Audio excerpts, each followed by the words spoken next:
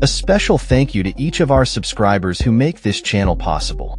Here's today's story. In a shocking development that underscores the escalating repression of dissent in Russia, a Moscow court has sentenced 4 journalists to 5.5 years in prison each. This verdict, delivered by the Nagatinsky District Court, comes after the journalists were found guilty of extremism due to their alleged involvement with the anti-corruption foundation founded by the late opposition leader Alexei Navalny. The 4 journalists, Antonina Favorskaya, Konstantin Gabov, Sergei Karelin, and Artyom Kryger, have denied the charges, asserting that they are being punished for their journalistic work.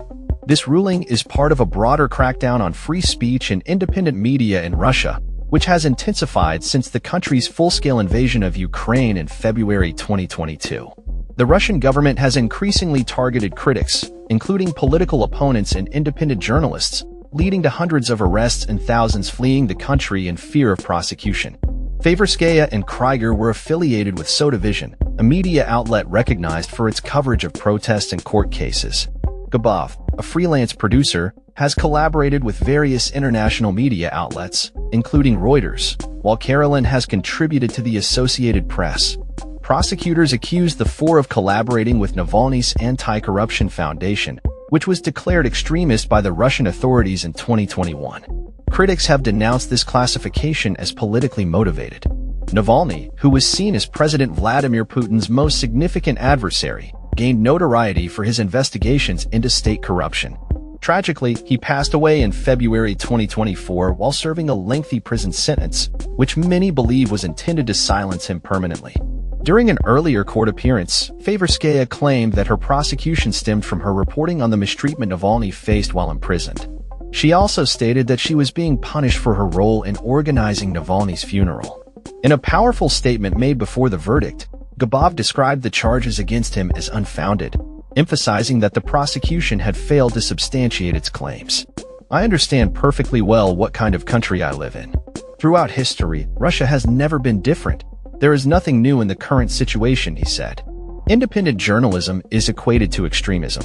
Karelin, in his closing arguments, highlighted that he had engaged in street interviews for a YouTube channel created by Navalny's associates while trying to support his family.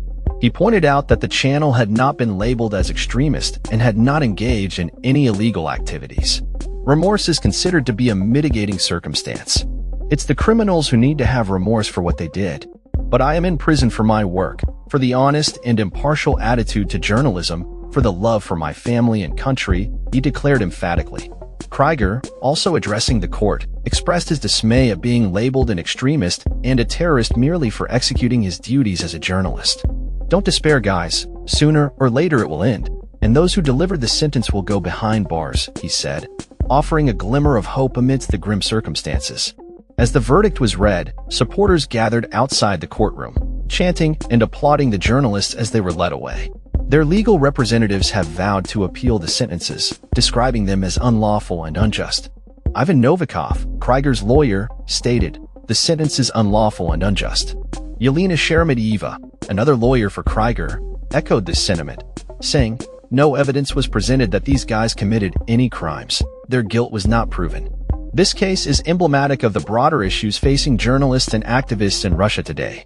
The government's aggressive stance against dissent and independent media has created a climate of fear, where many are forced into silence or exile. The convictions of Favorskaya, Gabov, Karelin, and Kryger serve as a stark reminder of the lengths to which the Russian authorities will go to suppress free expression and silence those who challenge the status quo.